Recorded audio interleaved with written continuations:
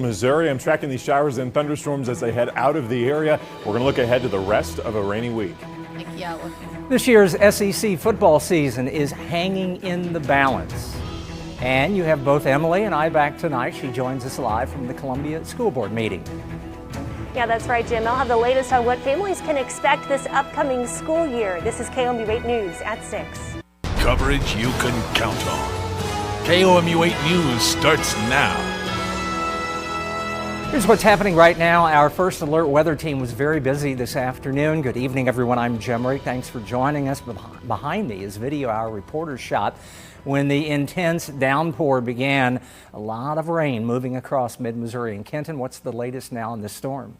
Jim, you can see where some of this heavy downpour really came down, especially in Boone County, especially north of Interstate 70 where we saw the heaviest. You see a lot of this blue area, people seeing half an inch, maybe an inch, and then in the green area closer to 1 to 2 inches. But we're seeing this yellow, especially in central and northern Boone County, where some areas have seen around maybe even 4 to 4.5 inches of rain, and that fell within about an hour to 2 hours only, which is why there is some flash flooding going on in this area. This was in the Woodlandville area. Otherwise, about 2 inches down here just south of Columbia near our station, and then 2.5 inches closer to Hallsville. Now, this is where this flash flood warning is in effect, of course, because of how much heavy rain came down for that area, and that's going until 9:45 p.m. tonight. Again, never cross a road covered in water. Most deaths due to flooding occur inside vehicles. We're also looking at our current live.the-rate First Alert radar, and you can see we do have just some showers still in the area, and still where we're getting that flash flooding. It's much lighter rain now, of course,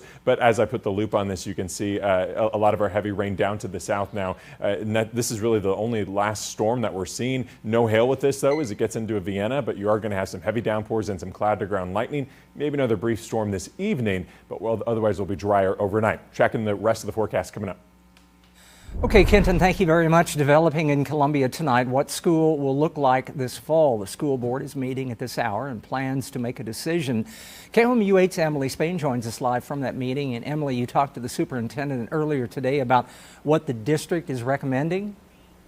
Yeah, Superintendent Peter Stiepelman told me earlier today the district has spent a lot of time meeting with the local health department discussing the safest ways to bring students back to school. And based on their discussions, the district leaders will be recommending to the school board tonight that they delay the start of school until after Labor Day, so September 8th. You're taking a live look now inside the meeting. Another thing that the district will be recommending to the school board tonight is to add another option for instruction, a hybrid learning option where students would go to school for 2 days a week and spend the rest of time at home online. They'd split up students based on their last name. Again, that will not be the only option if the board approves it. It'll just add it as an option. In the town hall last week, Stiepelman told me one of the main questions he's getting from families is what kind of support will they have for those days that their children won't be at school? So what are some of the things that the school district might consider doing to partner with, whether it's faith-based groups or other entities here in the community, your Boys and Girls Clubs or the Moving Ahead program at the Housing Authority. So I do think that there have to be conversations and some coordination, because I think that's what great communities do. So a lot of our coverage has focused on how students and families are reacting to this back-to-school plan. But what about teachers? KOMU 8's Mac McCabe spent some time talking with district teachers about how they feel about going back to school. Back-to-school checklists look a bit different this year.